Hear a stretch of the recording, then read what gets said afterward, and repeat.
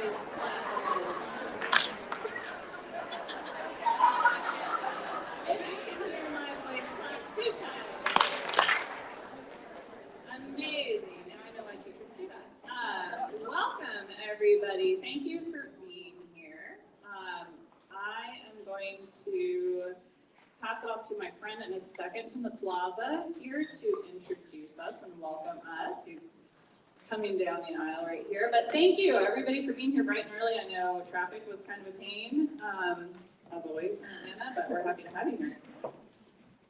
Hello, everybody. Hi. I'm so happy that such rudimentary childhood things still work on everybody. So good job. My name is Richard Martin. I am the programming director here, and welcome to the Plaza Theatre. Thank you. But thank you for coming out. In the future, if I ever want to come back, we do rentals here. So if you want to host birthday parties, events very similar to this one, just regular film screens, just come on down. We're happy to have y'all and enjoy some time with us. Yeah. Awesome. Thank you. So good morning, everybody. Welcome to the Purpose of Giving. We're going to have an insightful conversation about the state of philanthropy, but before we get started, I do want to acknowledge our sponsors, of course, as good nonprofit folks do. Thank you again to the Plaza for having us here, and thank you to Atlanta Film Society also for sponsoring our event this morning, and to our sponsor, TriNet. So thank you. Can we get a round of applause?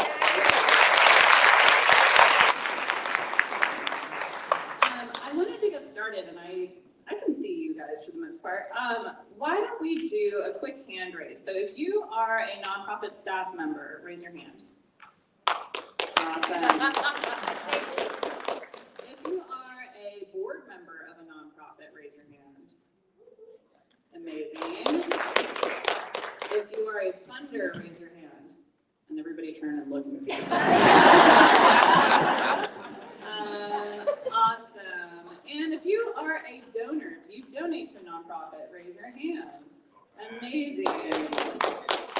Excellent. It's good to see you all. Thank you for being here. So my name is Laura Hennighausen. I am Purpose Possible's Director of Strategic Philanthropy. And I am really happy to be here to moderate with our esteemed guest today. Here at Purpose Possible, we power mission-driven organizations to achieve their goals and make a lasting impact in their communities through consulting services like fundraising and strategy. I'm sure many of you have worked with us, and we've worked with many of you. And actually, if you work for Purpose Possible, raise your hand. Yay! Thank you to our folks here. So we have clients across the country. We also have consultants across the country, and our nonprofits that we work with are of all shapes and sizes.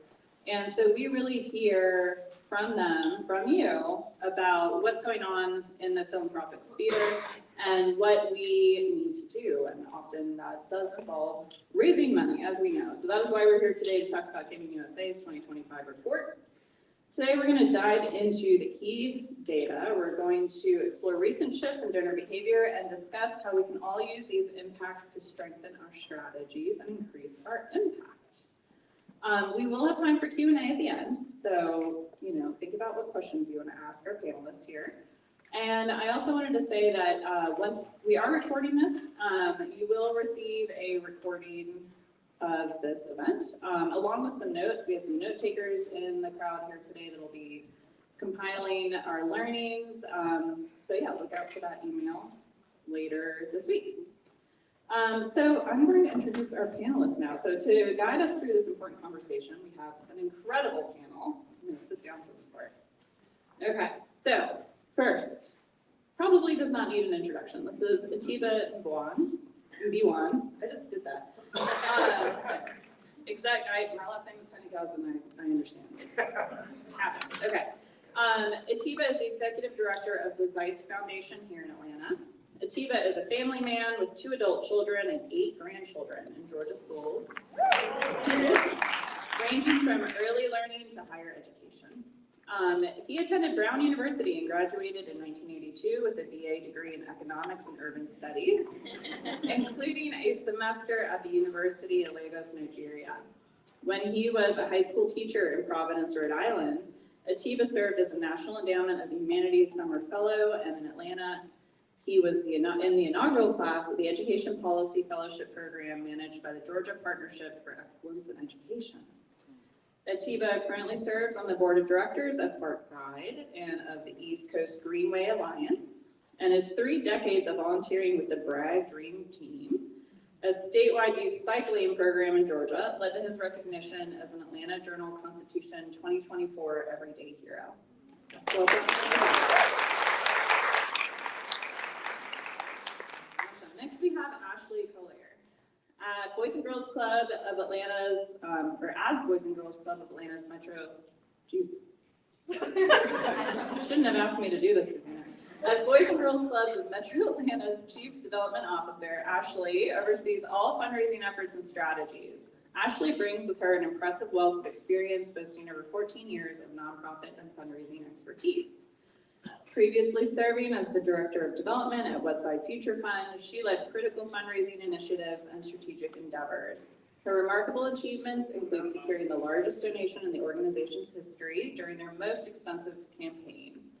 Before her tenure at Westside Future Fund, Ashley served as the Director of Development at Hands On Atlanta, where she not only expanded the fundraising team, but also enhanced signature events to optimize revenue generation. Her dedication to philanthropy extends further back, having held positions as a development officer at Children's Healthcare of Atlanta and Furman University. Ashley earned her BA from Furman University and her Master's of Business Administration from Charleston Southern University. Outside of her professional endeavors, Ashley enjoys exploring family-friendly attractions across Atlanta with her husband and their 2 daughters, all while fervently supporting the Atlanta United.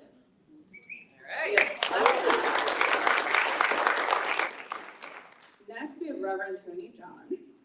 Tony Johns is an ordained minister and executive director of Crossroads Community Ministries in Atlanta since 2016. A graduate of Lee University and Pentecostal Theological Seminary, where he was named Alumnus of the Year in 2011, Tony has had over 25 years of experience in nonprofit leadership, homeless services, community development, and education. Tony's experience includes serving as Director of Academics for Master's Commission Collegiate Training Center, Atlanta, and as founder of the Richmond Oaks Mission, a community development ministry for immigrants and refugees located in South Atlanta. As Director of the Richmond Oaks Mission, he developed the Urban Discipleship Center to train young people in urban community development. Tony has also held leadership roles at the Mission Atlanta, City of Refuge, and has taught theology and nonprofit development at universities and conferences. He's an active member and preacher at St. Luke's Episcopal Church in Atlanta. So welcome.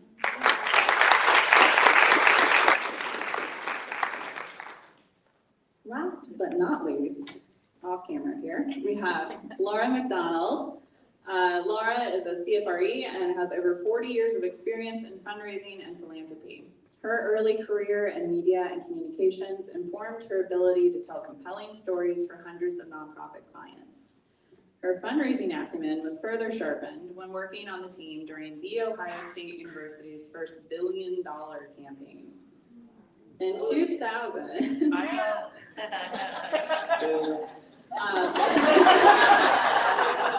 in 2000, Laura founded Benefactor Group, a firm that has served for those who serve the common good for 25 years by helping hundreds of nonprofit organizations fuel their cause with powerful fundraising, people, and systems.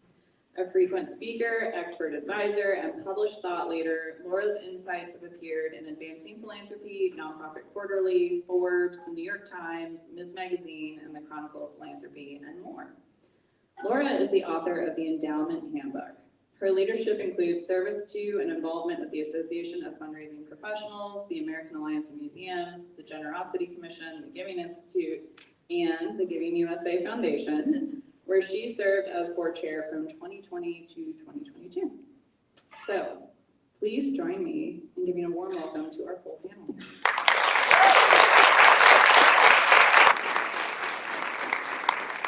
All right, so before we ask our panelists to dive into this data, we're gonna ask Laura to provide an overview of the Giving USA report and tell us what all those numbers mean.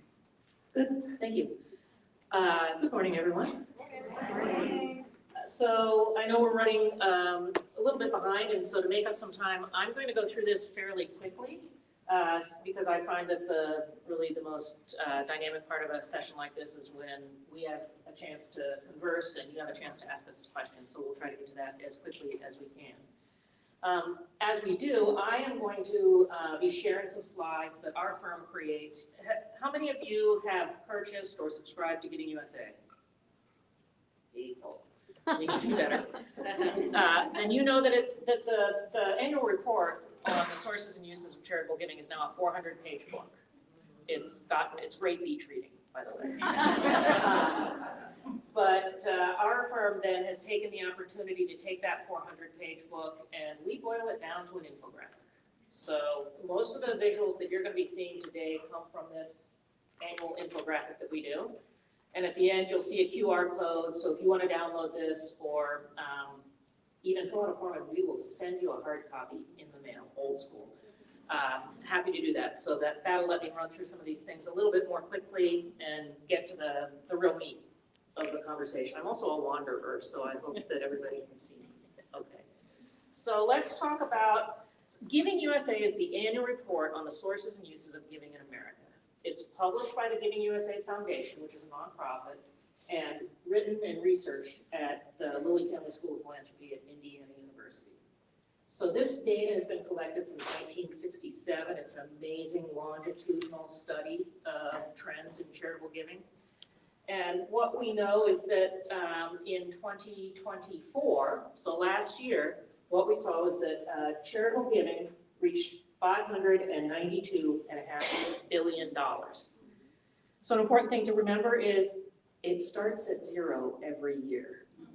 This is not an annuity that builds on itself. It starts from zero and climbs, so $592 billion. In 2024, that was about 6.5% growth, 6.3% to be exact. Average growth over the last 40 years is just under 6%, so it was a pretty good year for charitable giving. The difference is that this year feels a little different, doesn't it? So we'll dive into some of that. Where did all of that come from? So we have seen ever since we started collecting the data that the largest source of charitable dollars is individual donors. So if you have one data point to take back to your colleagues and especially your board members who are eager for you to do grant proposals and go get corporate sponsorships, remind them that individuals fuel the charitable giving economy. We do see that there are also generosity coming from foundations and from corporations. And then there are bequests. Who do bequests come from? Individual donors. And about half of that foundation giving comes from one of two things: closely held family foundations or donor advised funds. So even though 66% seems like a high proportion of charitable giving that's driven by individual donors, the fact is that 85% of charitable dollars come from individuals who are making decisions about what is or used to be their own money. So again, that's really the hard work. Is there anybody here from currently with higher education? These are the folks who have figured out portfolio management. They're engaging those individual donors. Every one of your donors probably graduated from some fine institution of higher learning, and they've been contacted 3 times this year. So they're showing us all how do we do better work in engaging individual donors. Like I said, the data goes back to 1967. The book's gotten loaded enough. We only put the last 40 years of data in the book, but it actually goes back to 1967. And if you take a look at the trends over time of who's providing those charitable dollars, what is the main thing that you see here? I see a growth in foundation. A growth in foundation giving and a decrease in giving from? Does this mean that individuals are any less generous? No.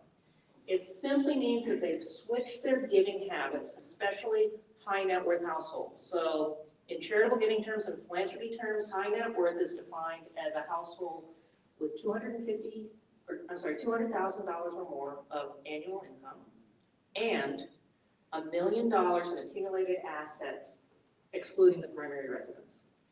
So if they're making $200,000 a year and they've got $1 million or more in retirement assets, a second home, a portfolio, what have you, that's about 5% of the American population. They provide 65% of the charitable dollars. Of all giving from individual donors, it's largely, now some of that is because we as fundraisers have been taught that those are the donors that we should be engaging and cultivating. So some of that is us shooting ourselves in the foot.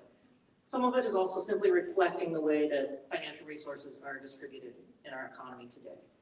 But given that high net worth and ultra high net worth households are driving the top line of this data, what we see is that more and more they are deciding to give, not from the checkbook that they use for their mortgage or their car payment or what have you, but through a donor advised fund or a closely held family foundation.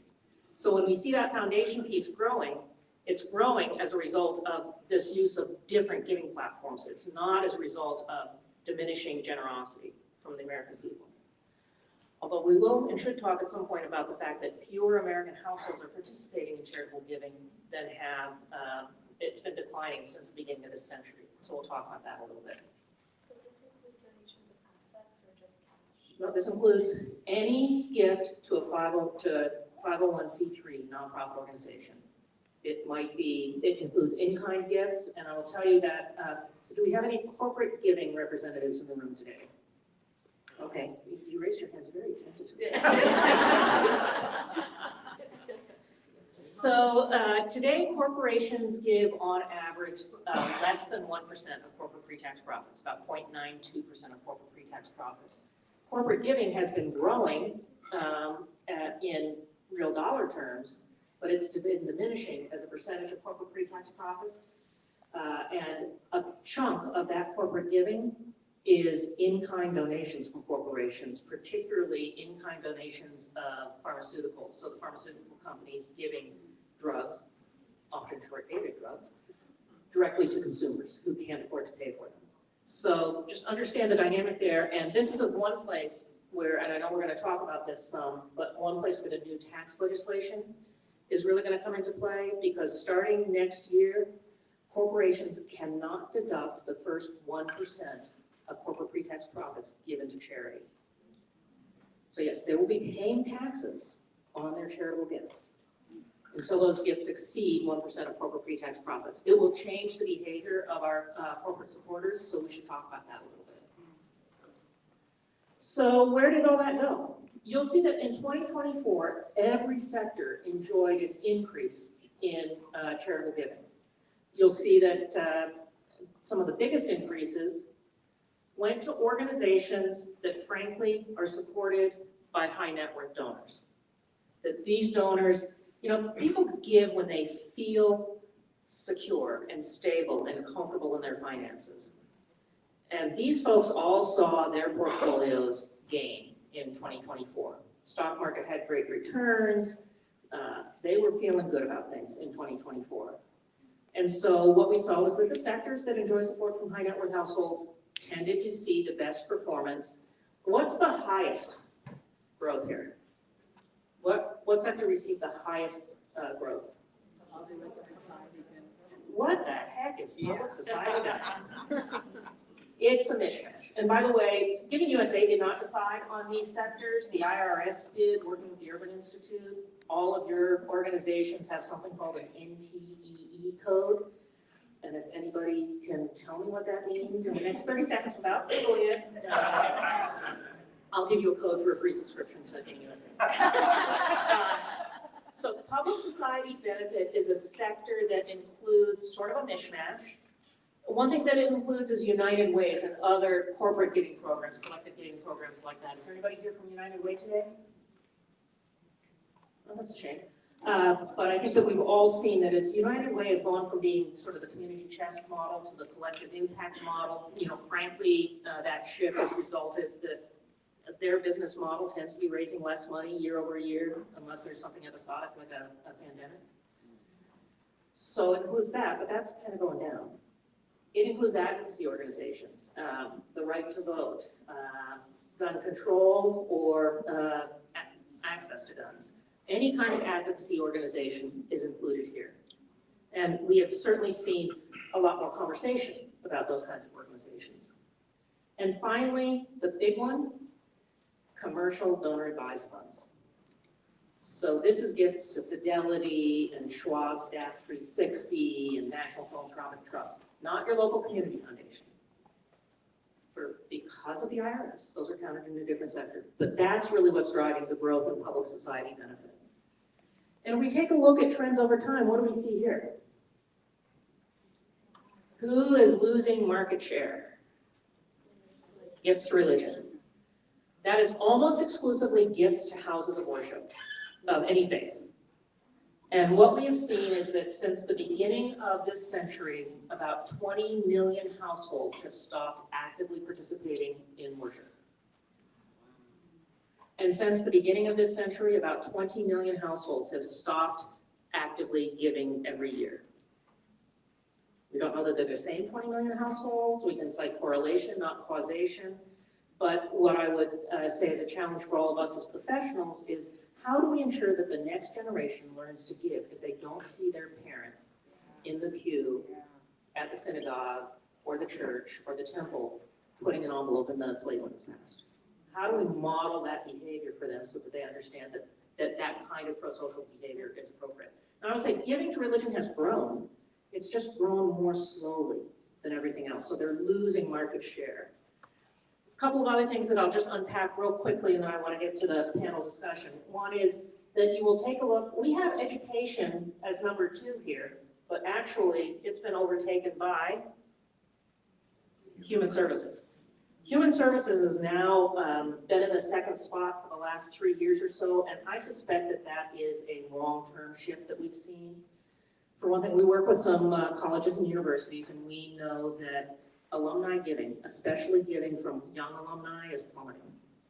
You know, some institutions have 5, 8, 12% of their alumni giving back, and graduates of the last decade is an even smaller percentage. And why is that? Because those who were born before 1964 tended to have institutional loyalty.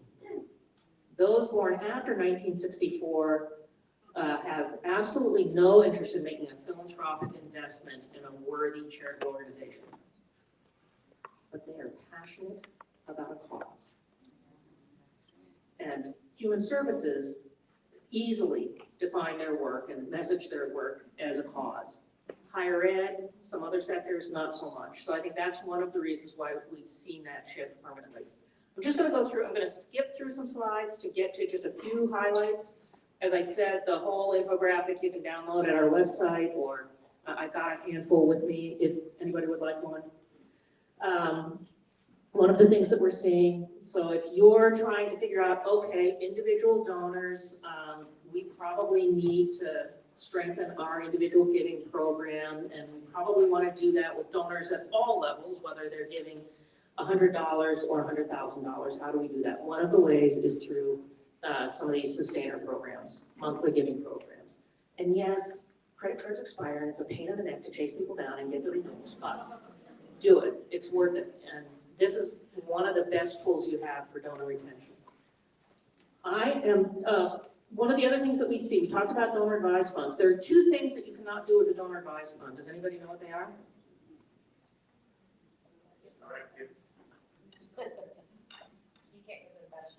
Right, you can't give benefits. So if you're having a gala and the taxable value of the dinner and the dance and everyone, the tchotchkes is $250 for a $1,000 ticket, you cannot pay for that from your DAF.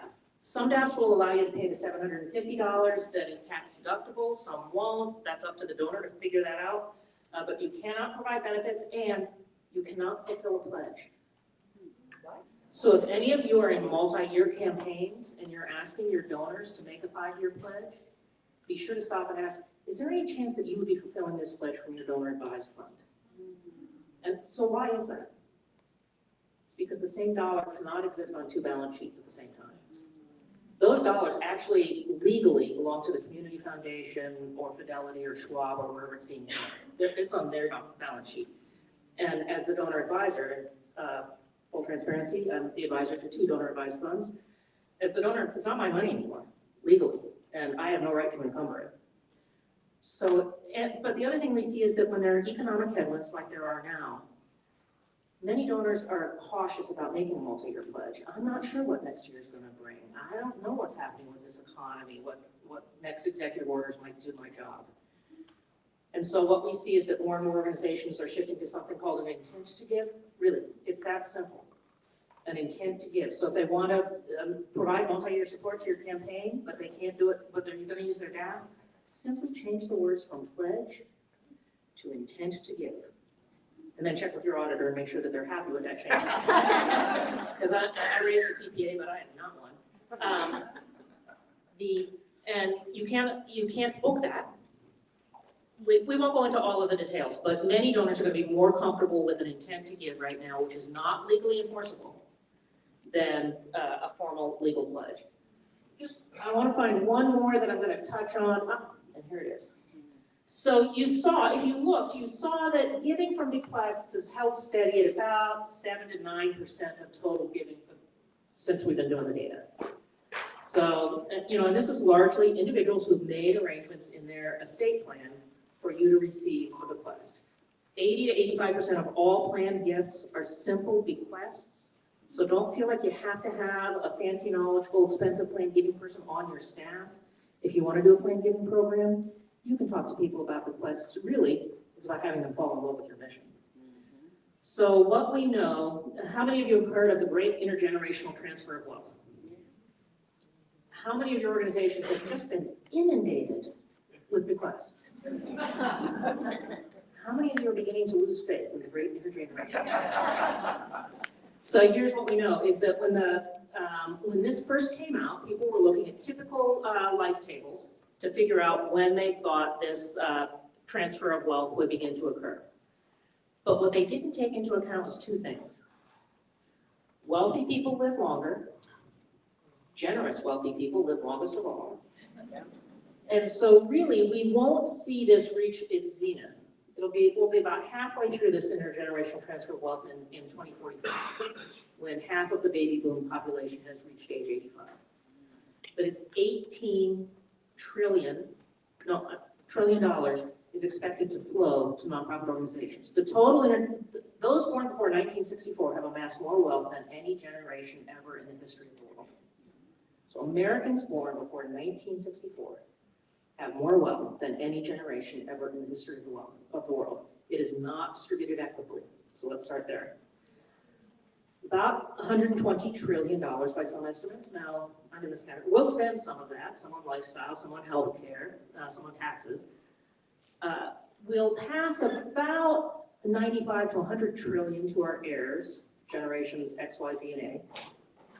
18 trillion will flow to nonprofit organizations. It will happen. It's inevitable. The money is there. We will die. The money is going to pass either to your organization or to the next generation. $18 trillion. If every one of America's 1.5 million nonprofit organizations received an equal share, we'd each get $12 million. And please put it in your endowment. It will not be distributed equally.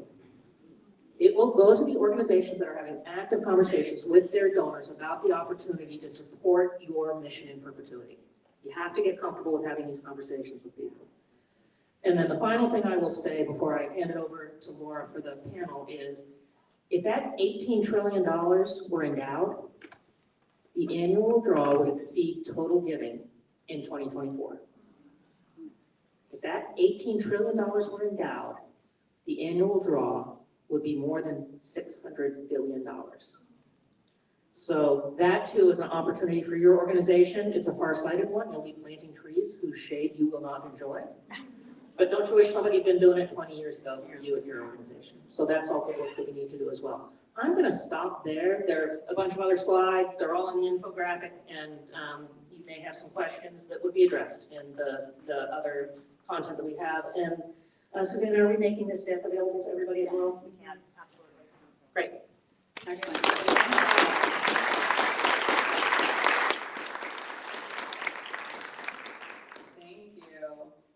Thank you. So that was a lot of information, but good information.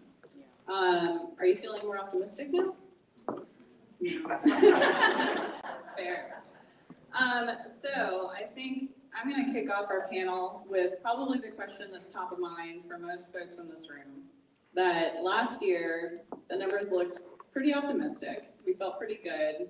You know, maybe not great as always, but we felt pretty good last year.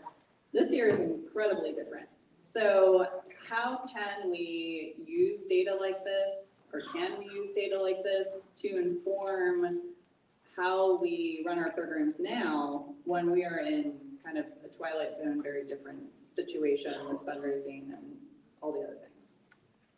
Want me to jump in? Sure. I think a couple of things. As I said, the data goes back to 1967. And so we've seen what's happened to charitable giving in a variety of economic circumstances. And we can compare, you know, the past doesn't predict the future perfectly, but we can compare what's happened in the past to what we might expect this year. I'll say one thing that we've seen in the past is that since 1967, charitable giving has declined only 5 times in current dollar terms. It doesn't always keep pace with inflation, but it's gone down only 5 times. 2 of those times occurred after major tax legislation was passed. What happened this year? What we saw was that people rushed to give in the year before it took effect. So I would say that because of the passage of this new tax act, your high net worth donors are going to be they're going to want to give this year. Their tax treatment is going to be more generous this year than it will be next year. So I would look at my records and say, you know, who typically makes a significant gift to our organization in January through June? I want to be talking to those folks now to see if they want to shift their giving forward in December. The other thing that we've seen is that the Tax Act, though, will have more generous treatment for everyday donors. So donors who don't generally itemize tax deductions now have the opportunity to deduct $1,000 per person or $2,000 per household. So I'd also be looking at who are some of the donors who make those more modest gifts. If you're going to do a year-end appeal, I would not have that usual PS, please give by December 31st. I would have, please give by January 30th, because they might prefer to push their giving into 2026 based on the tax environment. And then the final thing I'll say is that in every economic environment, there are winners and there are losers. You are not held hostage to this data. You have the opportunity to thrive. It might be a little harder, it might require some different strategies, but in every economic environment, you can thrive. Love that. Amy and Tony, do you guys have, did any of this surprise you? Does this feel in line with what you experienced from your giving programs last year? It does. One of the things that we really focused on is diversifying our sources of funding, because a lot of people, so Crossroads Community Ministries focuses on those who are experiencing or at risk of homelessness. And a lot of people in that sector are very dependent on federal dollars, whether directly from HUD or filtered down through state and local municipalities. As we've seen that fluctuate, especially in what is coming, and in this year with the DOGE cuts, we've been a little bit more stable because we have seen very consistently these percentages between individuals, churches, corporations, foundations, and public college. So that has helped us a good deal, but that also keeps a certain percentage of our funding in flux year to year. And to one of Laura's points, depending on what may be happening between legislation or a pandemic. Those things have caused huge ebbs and flows in giving from all sectors. And so it can be hard to project. I'm doing a projected budget for our next fiscal year, and it's like, well, here's my best guess. And so we just kind of have to wait and see how different sectors respond to those events that occur.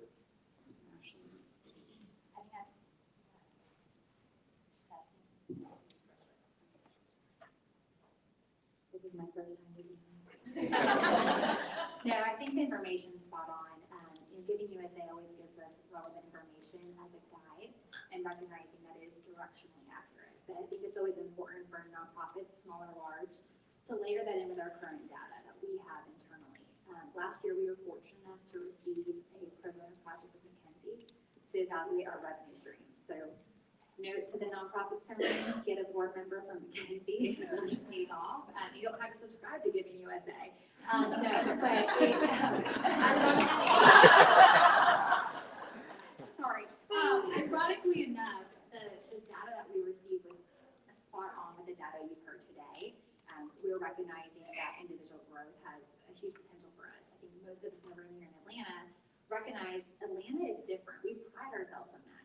But when I've worked at Hands-On Atlanta, Westside Feature Fund, and now Boys and Girls Club of Metro Atlanta, also known as BGCMA, easier for some of us. Most of our wealth and most of our revenue comes from foundations and corporations. We all have a lot of potential in individuals, proven by the data that we're seeing today. So making investments there, making touches there, whether it is major gift opportunities, leadership giving, or planned giving. I think that's all teaching us how to look at the data differently and put it into action.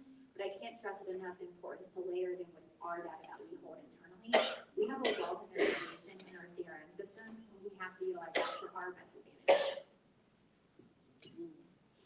Atiba, I'm really curious. So obviously nonprofit fundraisers, we are paying attention to this kind of data. We're looking at it, we're combing through, trying to understand how we're gonna tackle this upcoming year. Do foundations look at this? And does this impact how you guys donate? Are there funders here?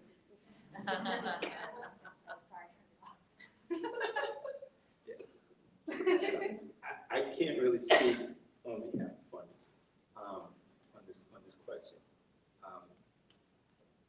And I have to say, at our foundation, we don't really look at national data.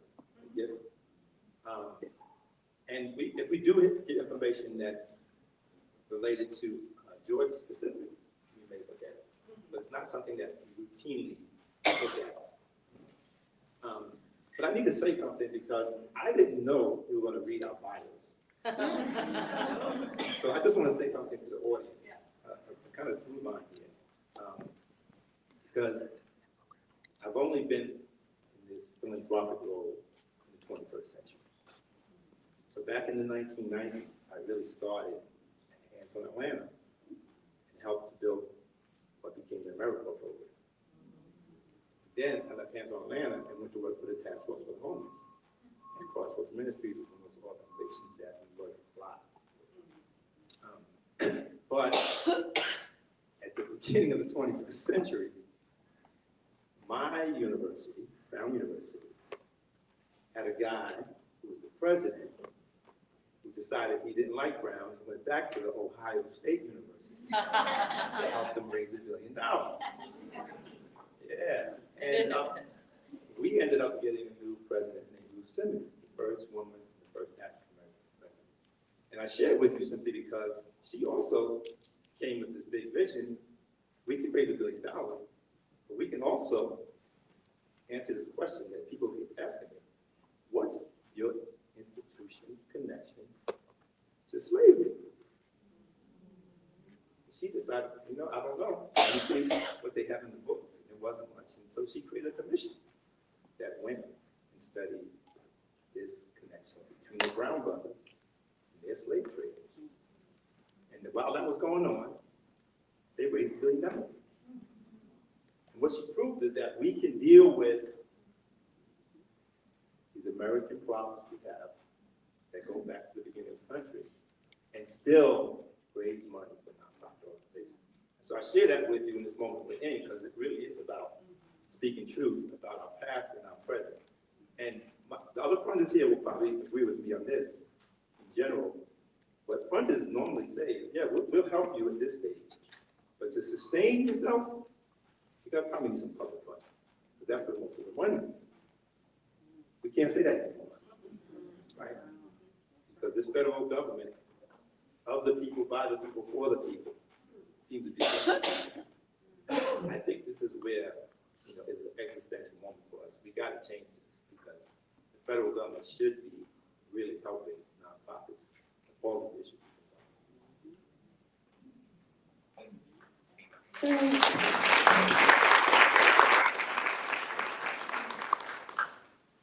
So I'm curious to hear, and I think anybody here can add to this question.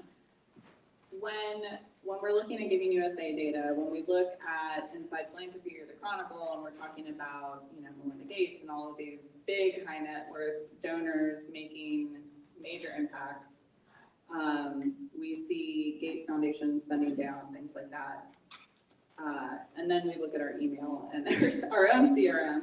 How does any of that impact the ways that you talk to your donors or fundraise, or impact the ways in which you speak to your boards about fundraising when they might be looking for you to call Tyler Perry tomorrow? Yes and no. Certainly, we are aware of what's taking place, and we want to benefit from some of those things that occur. I don't know if anybody in here knows this, but there is some competition for funding among nonprofits.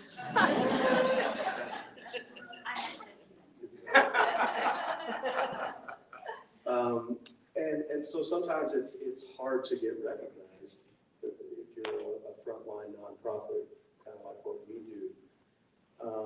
And so trying to put out a narrative that can gain some attention amongst the incredible noise that, and I think most people in this room are probably like me, you probably get 15 to 20 emails a day from different causes, right, or nonprofits or things like that. And at some point, there's a bit of fatigue to where I'm just not going to read that one this time. And so finding those avenues to access and have those conversations can be really difficult for smaller nonprofits, which to me is unfortunate because I feel like we're having a greater effect with fewer dollars than some larger nonprofits would. And that's kind of being missed in the decision making.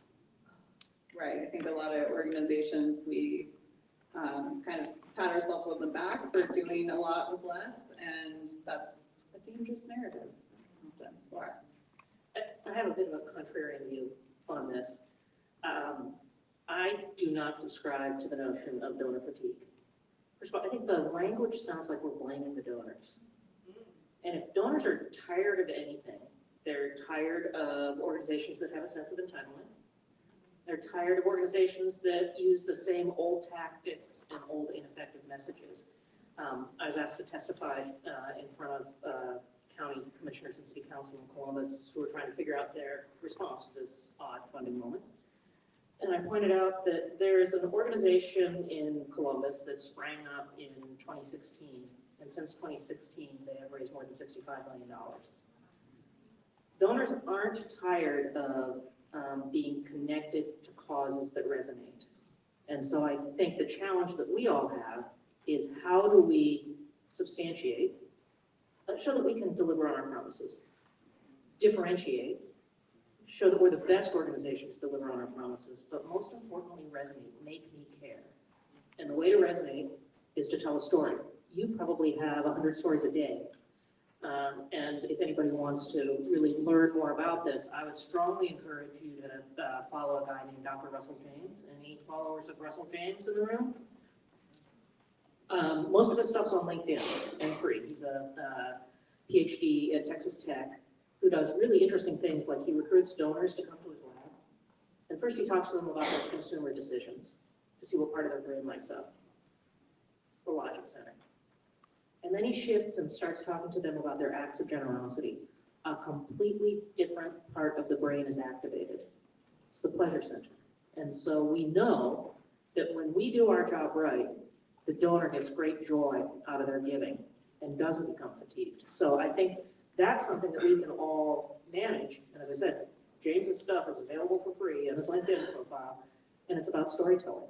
And some of those close to the ground nonprofit organizations have the best opportunity to tell stories.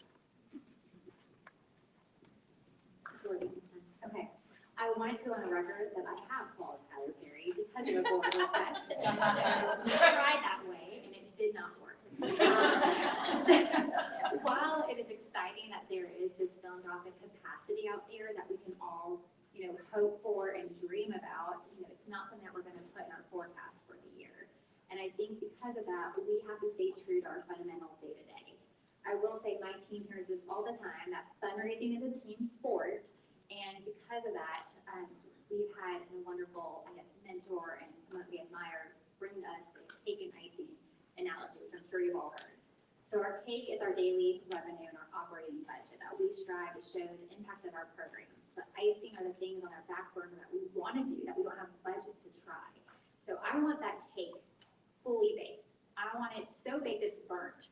And I want it to be so stable that our organization shows this amazing financial stability year over year, and that we're an asset to the community that the community can rely on. The icing, last year we did receive an amazing surprise gift from a funder, and we had a project top of mind that we wanted to try to pilot. So we're doing that this year. And I've told the team, show me the data there, show me the impact, show me the stories that we're gonna have, and the kids we're gonna reach that wouldn't have opportunity to see Boys and Girls Club with this pilot. At that point, we can go back to other funders and partners and say, see what we've done. We are a true, tried and true. Come work with us, come believe in us, and reinvest. Then that icing becomes part of the cake, and that's how we grow sustainably. And then I'm gonna go find a new $1 billion donor to give you more icing, and just hope that happens. It could happen one day to one of us in this room to have the opportunity. The likelihood, 1%, and that's fine. But stick to your daily fundamentals, because that's what's gonna work, and that's what's gonna help your organization be financially sustainable, and then top of mind to donors. I just wanted to sort of echo what my colleagues have said here, the specific reference. I don't know, is Tyler Perry a Boys and Girls Club alumni? No, Shaq, Usher, Sierra. Now I'm talking on both sides of my mouth. But again, I asked because when I was working at the Task Force on Homeless, he was one of those homeless individuals in Atlanta. And so I asked the question, what is he doing to support those organizations? I do know at least one of them he does support. And again, this goes back to what Laura has been saying about her experience in higher education. And it is kind of unfair because those institutions have been around a lot longer than most nonprofit organizations. But this idea of trying to reach people that we have impacted over the years, who have become successful in some form or fashion, which proved that your assistance made a difference to become donors, and not just quietly, but sort of in a public way. So it's part of that storytelling, so people see, oh yeah, well, it helped them, and they did it. Then maybe I can do it too. And can I just say, a story is not an example or an anecdote. A story is about generally one person, almost always a person. You can make an inanimate object a hero, but usually one person who has a starting state, a journey that includes challenges, overcoming those challenges, and an elevated ending state. So unless what you're doing is providing that journey, you're just giving an example, and that's not going to resonate. I'm going to throw a question to you guys that I did not preview to you, so get ready. So thinking through kind of the environment that we're in now, as nonprofits in general, right? Our ecosystem, our industry, we've all seen Diane Yentl making a lot of great comments online. We've seen the new the National Council of Nonprofits with their new kind of promotion of nonprofits and why people should care about them.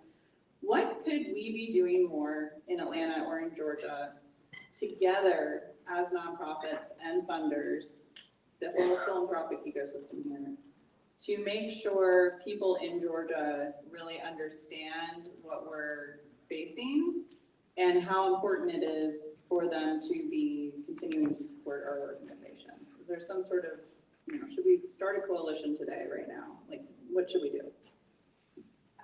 I vote yes on that. But I think for us, at Boys and Girls Club, we're doing two things, I think, that we're doing well in this moment. We're doing more collaborative opportunities with other partner nonprofits. any other nonprofits in the room want to do collaborative grant proposal, call me, because I think that there's a lot of work being done that is duplicative. I know we all say, like, you know, nonprofits are trying to work together, and then funders want us to work together. It's hard to collaborate across different lines. It's not when you're intentional about it. And so I think we have to be more intentional about some of those causes and things that we're working on together. And then secondly, advocacy. We are fortunate enough to be a federated model and have the national office right here in Atlanta advocating for us at a federal, state level. But I will tell you, we are the boots on the ground. We're the ones getting the advocacy messages out there, doing draft letters for your congresspeople. It's a simple QR code. Our marketing team put it together.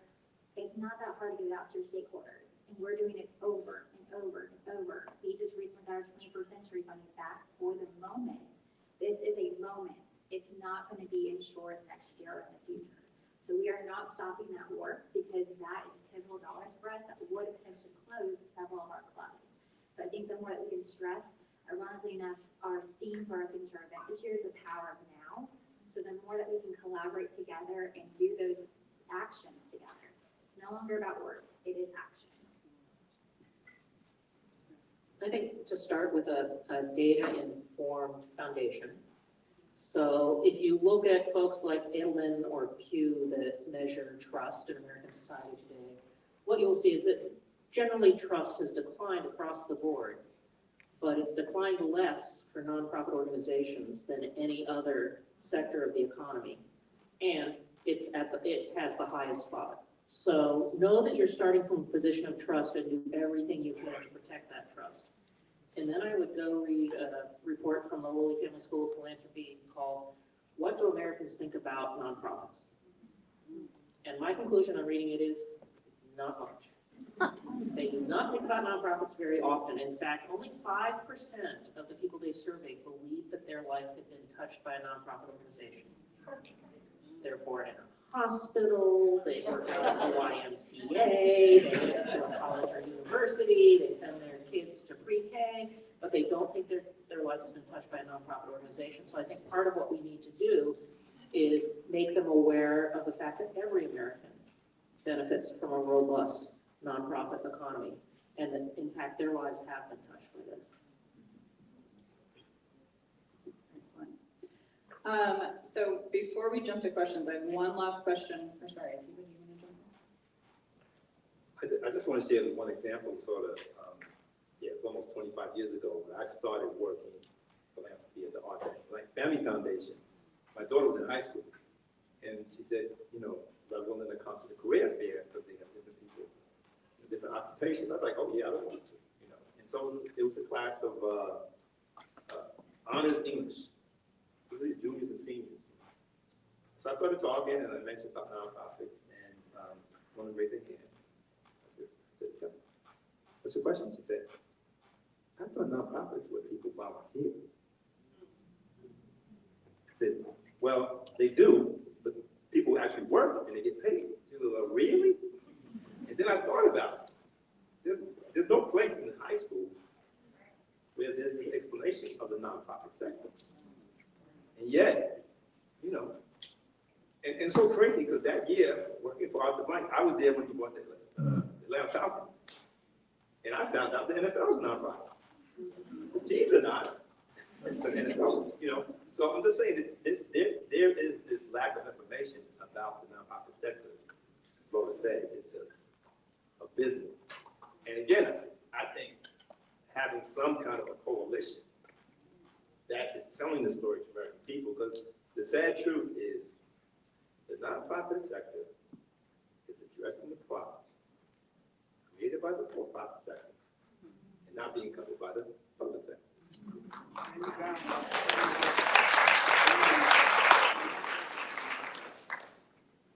So, okay, before we get to Q&A, I have one last question that I'm going to throw to Laura, specifically about the tax laws here. So, you mentioned in your presentation that corporate giving is traditionally about 1% of pre-tax profit for corporations.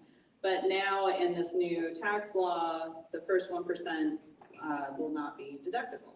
So what does that say to us? What should we be looking out for as fundraisers? What should we be preparing for?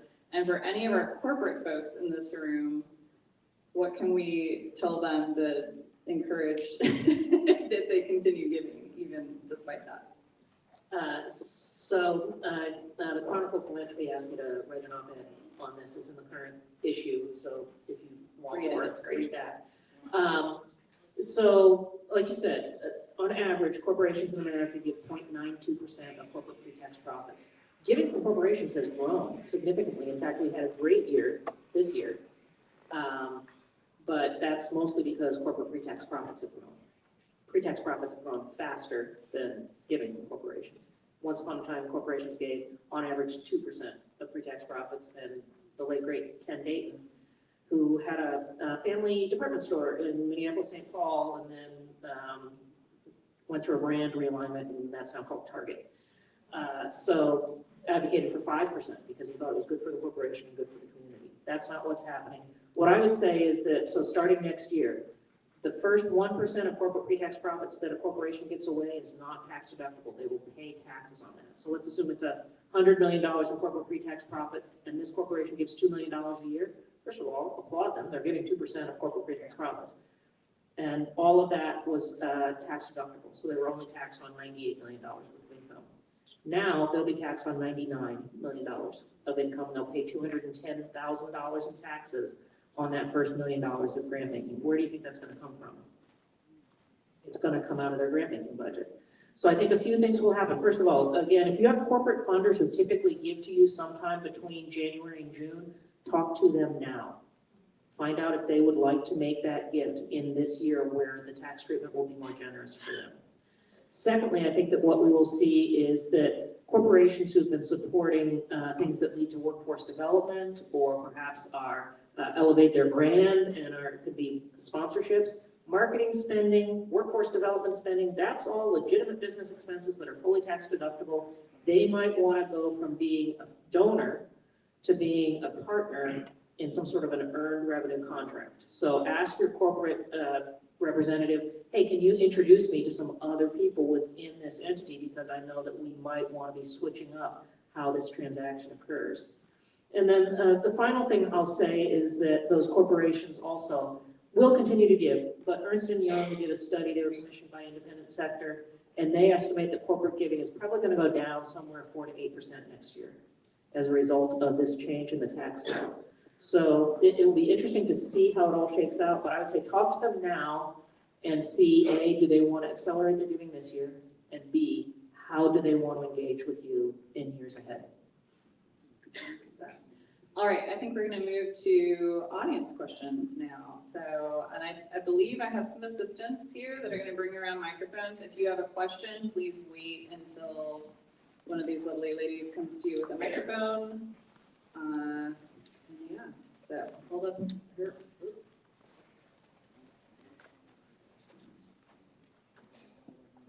There you go.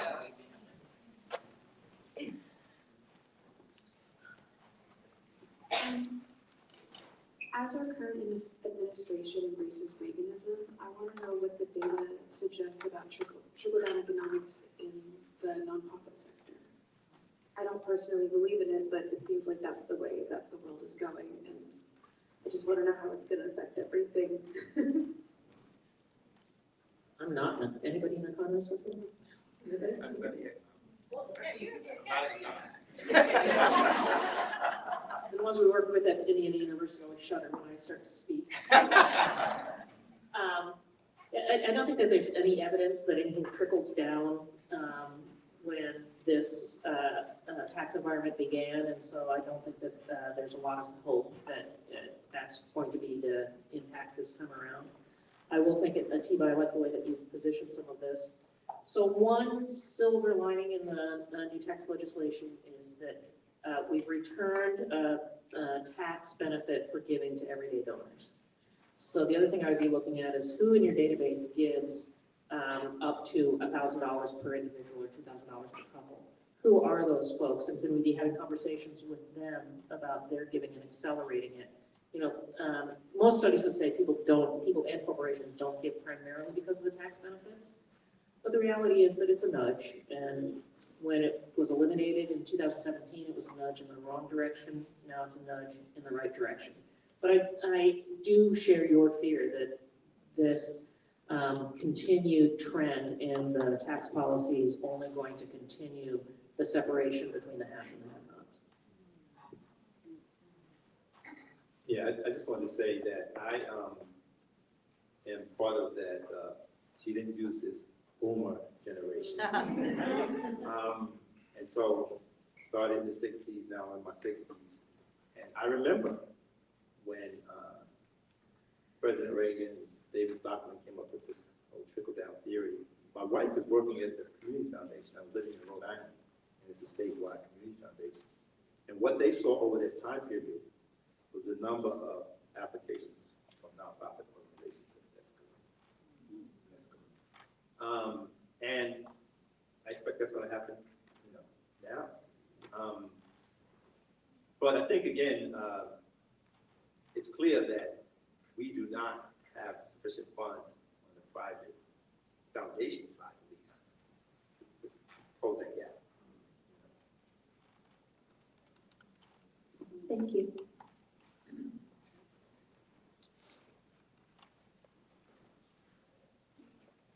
Good morning. I just want to preface this by saying I'm going to ask two difficult questions. The first one's less difficult.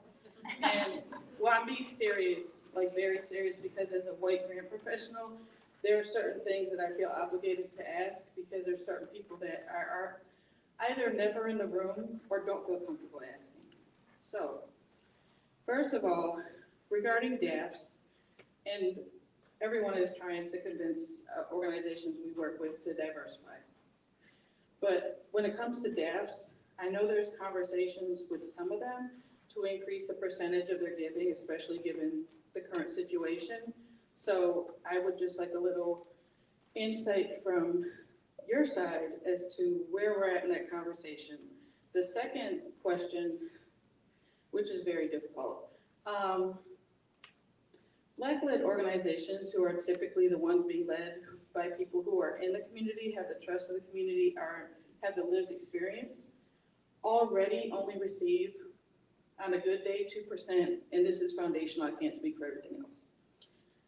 Being that they don't have those relationships, and the people who the white-led organizations have staff and time to do everything you're talking about, these people, and I've been in rooms with them, they're doing direct service 24/7. So, and all that consideration, what is your advice?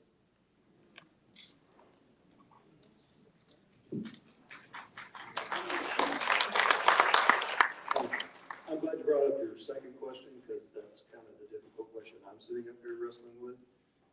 Even though we are a white-led organization, we're a direct service organization, and one of the issues with getting the stories and the things out there is capacity.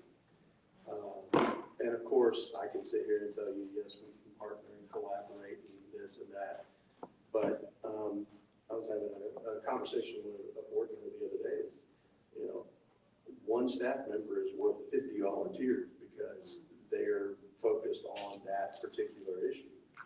And so it can be really, it can be a challenge to prioritize both your budget and the time you spend each day when there are 75 people at your door begging for services. And so how do you as a small nonprofit who doesn't have that big back room of development and marketing and branding and media, and I think that that's where some of the conversation with foundations could go is there, and I know capacity building grants are out there, but how do we potentially partner to get those? How do we change our approach? How do we become a part of the conversation if those people aren't in the room? And so that's not an answer. That's just commiserating with the point you bring up as to we do have to be more intentional and more creative in the way that we address that as small nonprofits and direct service providers.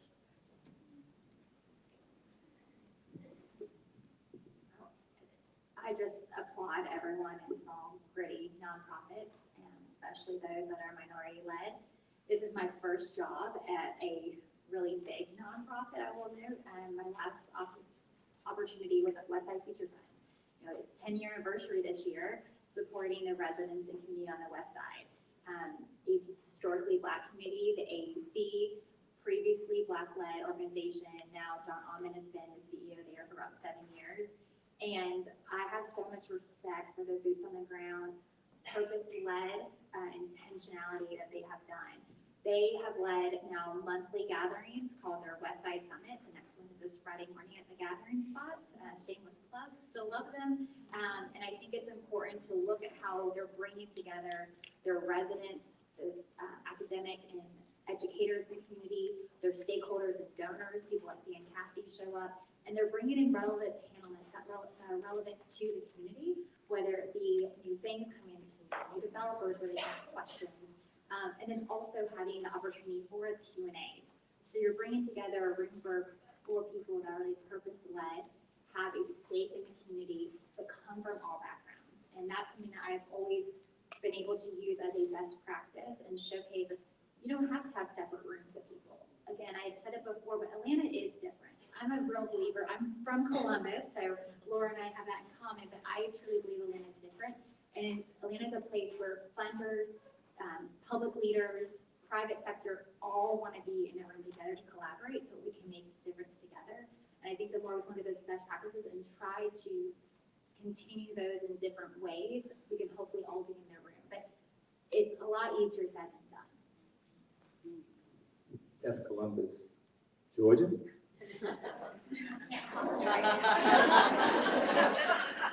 I'm a Yankee too, so but I'm just going to say thank you for raising the second question. And again, that's the reason why I wanted to share this experience with Ruth Simmons as President Brown, because there's this notion in America that if we talk about these difficult issues from our past, you somehow can't be successful in the present. And the truth is, no, the only way we can be successful in the present is to be able to talk about these issues in the past.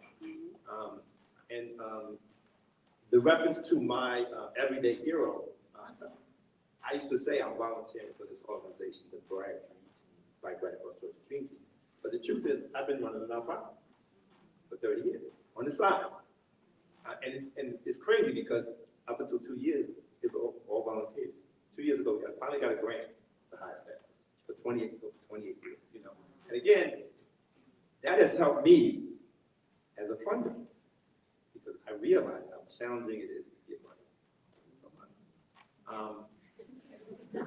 But I got to make a shameless plug because I have a great colleague and friend, Birgit Burton, who started the African American Development Officers Organization about 25 years ago on the side, so she's working full-time at Georgia Tech. And they're having a conference next month. I would encourage you to go. Ta-Nehisi Coates is the keynote speaker. He's very well at talking about the past and the present. So really, highly recommend. The last thing I just want to say has to do with donor advised funds because, believe it or not, we're a family foundation and we have donor advised funds. And we use it for different purposes, but one of them I want to just highlight is matching gifts. So all the employees that work in the Sykes Family Office, we do matching gifts. And what I discovered over the years is we really weren't tracking it. What I discovered, everybody wasn't using it. And everybody wasn't using it to the max. And I just wondered, does anybody have any data on that? But it seems to me, that's an area where we could really help the nonprofit sector and get people to maximize their matching gifts. So I'll take it in reverse. I'll talk about donor advised funds for a moment. And you heard me say I'm an advisor to two. So our firm has a donor advised fund at the Columbus Foundation, a fund for the common good that we use to match our employees' donations. We want to make sure we can keep that promise in good times and bad. So we put some money in there when we can and match their gifts. And then my husband and I have a donor advised fund, also at the Columbus Foundation. In part because as a fundraising consultant, it's perilous for me to give in my name in my own hometown. I don't support all of our clients. I give to some organizations that aren't our clients. And so even though the recipient knows who it's coming from, they can recognize the AFLM fund of the Columbus Foundation, and everybody wonders who that is. Giving USA in when did it come out? 2022 came out with our second special report on donor advised funds. And by the way, if you subscribe, you get access to the whole back catalog. And so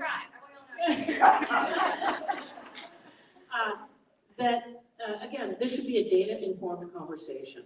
So what we know is that right now, donor-advised funds, even there is no agreement amongst scholars or academicians or practitioners about how to measure donor-advised fund activity. So if somebody cites a data point with great confidence, just understand that there's no agreement on this yet. It's maturing. But even the stingiest estimate says that donor-advised funds pay out an average of 14% per year. So that's far more than the 5%. And one of my concerns is that if we bring regulation to bear that says that donor advised funds have to pay out at least 5%, that as with foundations, people are going to see that not as the floor but the ceiling. And they're going to start, oh, I'm supposed to pay out 5%, I guess that's what I'll do. On average, a dollar that goes into a donor advised fund, 92 cents of it will be paid out within 5 years. And many people, like my husband and I, use it continually. We're always putting money in. There is an issue with zombie funds. There's a reason why a donor advised fund might lie fallow for 2 or 3 years, but if nobody's tapped into it in 8 or 10 years, that is a problem, I'll agree, but those are by far the vast minority of funds. The other thing I would say to you is having a conversation about donor advised funds is sort of like having conversations about people who give by writing checks or give by using a credit card. It's simply a transaction platform. So the way in which you would approach a donor advised fund donor is the same as how you would approach somebody who gives by writing you a check or gives by handing you their credit card. It's simply a transaction platform.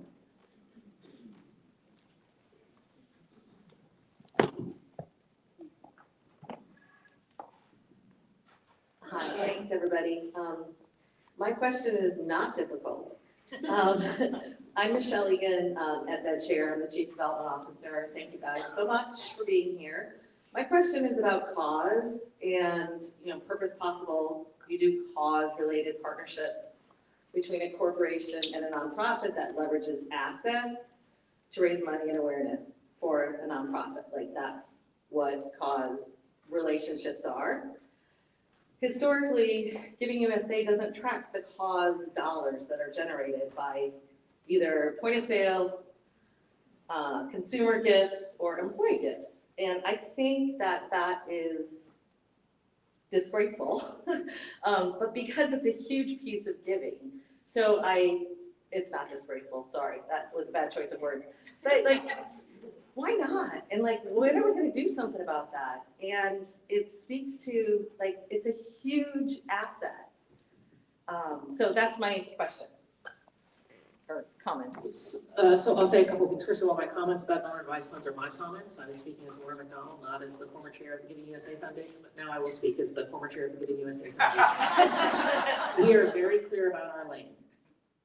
We measure the sources and uses of charitable giving in America today. So if there is a charitable transaction, if there is a charitable gift, and then a receipt by the nonprofit organization, it is tracked in Giving USA. So, for example, we work with a number of some Ronald McDonald houses. Is the Ronald McDonald House in the room today? They do a lot of work, and with pediatric health systems, children's hospitals. Oftentimes, there's roundup at the register at Costco, or certainly at McDonald's. A lot of the franchisees collect customer money. Now, the customers don't deduct that. It doesn't show up on their tax return. But almost always, a check is written by Costco or McDonald's or whomever, and that's the charitable transaction. So it is tracked in Giving USA. What's not tracked are giving to individuals through something like GoFundMe. Now, if it's going to a nonprofit, we count it, and that's our lane. We count charitable transactions. And when you take a look at $592 billion, while what you say is true, that there are great opportunities in cause-related marketing partnerships with corporations, but it's a fraction of that $592 billion. We have time for one more. We've had a couple of.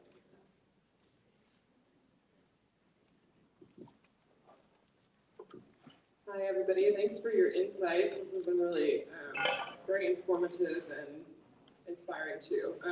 Actually, I liked what you said about your comment about nonprofits collaborating to solve the problems that that we all see and all are kind of working on together. And I wanted to ask Atiba, on the foundation side, you have a whole pool of nonprofits who fall within a giving bucket. And so I'm wondering what you do on the foundation side to aggregate the outcomes data and understand, like from a community-wide perspective, how we're tracking towards those outcomes.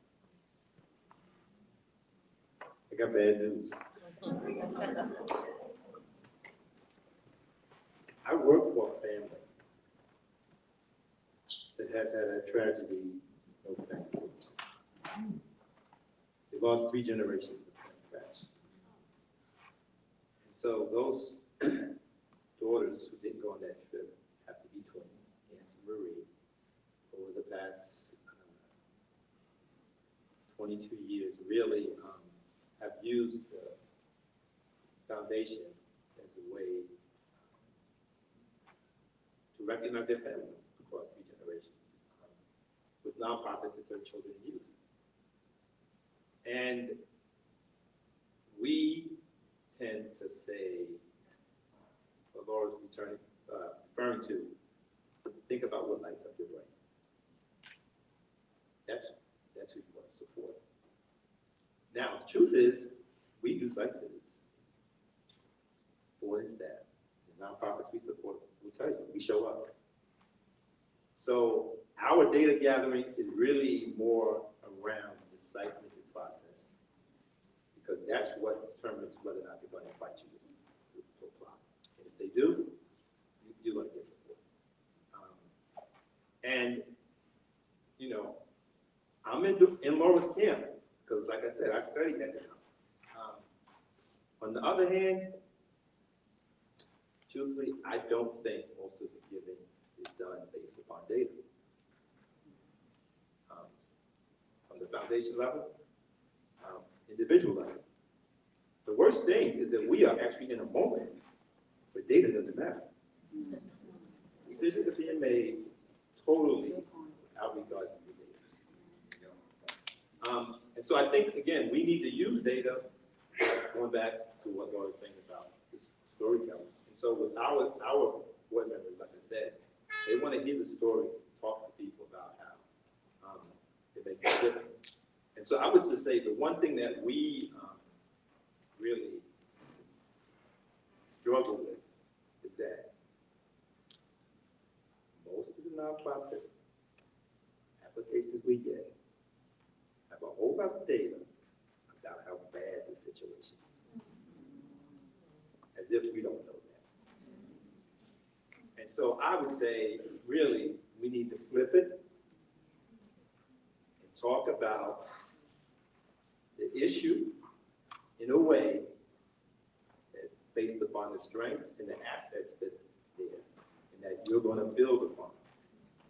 And so again, I think, some of this data we have talks about growth period strengths and so forth that we could weave in. But in general, we have to have a mindset that is asset and not deficit. Because unfortunately, a lot of what happens in America in terms of this charitable giving is from this deficit mindset.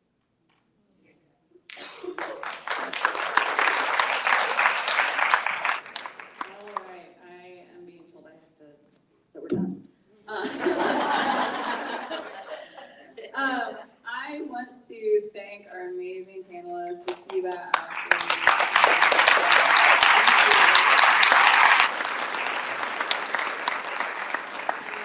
thank you all for being here on, Wednesday morning. So I think we learned a lot. I think this was really helpful. I learned a lot from this conversation, and I would say one thing that I want to send us all home with especially is this idea that we talked about, that not a lot of folks outside our industry are really aware of what we're doing or why we're important. And I think it is all of our responsibilities to be making sure that is part of our advocacy, part of our message out to our donors, to our friends and family, make people like your little brother come and listen to your panel so he understands what you do for a living. These things are important, and if we don't talk about how important they are, then no one will know. But before we wrap up, I do want to say that I am excited to say that Purpose Possible, we are launching a new project, and it is focused on how to better understand how boards and staff can work together more effectively. We are asking a different question. Instead of what do boards do, or what makes a board good, we want to know, what does your organization actually truly need to thrive, and can a board help you with that? We are going to be sending out 2 quick surveys as we launch this research project. And so when you receive your follow-up from today, you'll receive these surveys, and also there's a QR code behind me. There are 2. So there's one if you are an executive director or staff leader, you can fill that one out. And there's also one for board members. So please feel free to share this with your board so that they can reply. If you are a staff person and also a board member, you get to fill out both.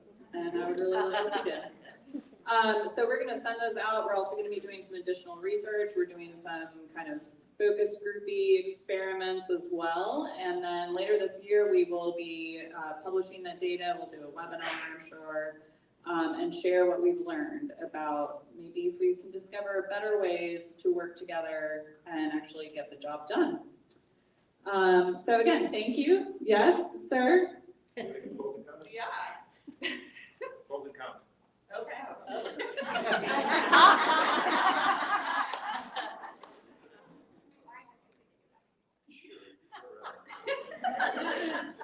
the mic is on. Okay. This is a tough time. Like, we keep saying that. It's unprecedented. Fundraisers, we're tired, right? We've been through a pandemic. Now we're going through another unprecedented season. We're all in it together, and I look at, we asked about outcomes for how we're doing.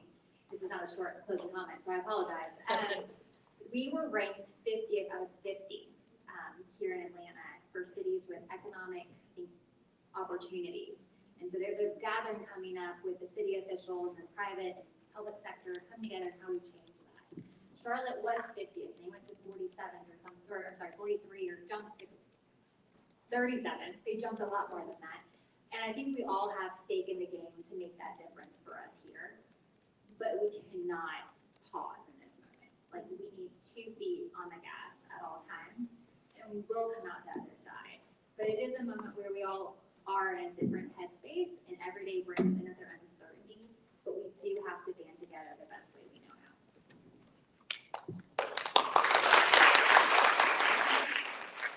And to build on what both of you said, I think that it is a moment in which it is particularly difficult to look at the world through a lens of abundance. But building on what Atiba said, if we look for scarcity, we will find it. But if we can find a way to see the opportunities for abundance and to engage our donors and other stakeholders that way as well. Too often we engage them based on the assumption, this is horrible language, that they will try to get away with giving us as little as they can. And they know that that's in our brain if that's how we're engaging them. If instead we go to them or write to them or engage them and say, what can I do to inspire you to bring your best self to our cause? I think that we'll have a very different conversation, one with different outcomes, and certainly one that at the end of the day will not drain us as much as that conversation about scarcity. I'd like to share a sermon on Matthew 25.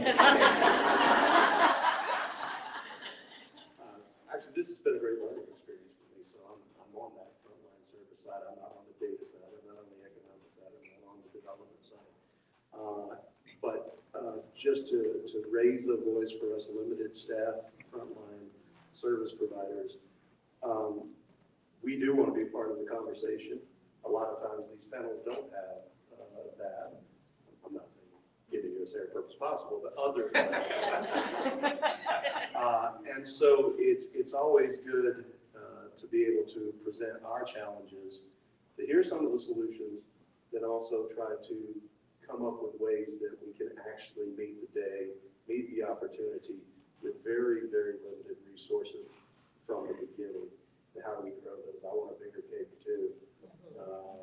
And so little at a time, hopefully we can find our way upriver in the current to those conversations, those opportunities, and the stories, getting to the people that are going to respond to those stories.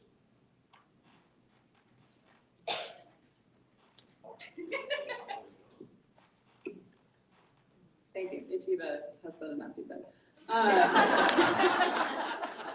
Thank you guys all for being here today. Look forward to getting our email with our notes, recording, links to the surveys, all that good stuff. And thank you for all of what you do.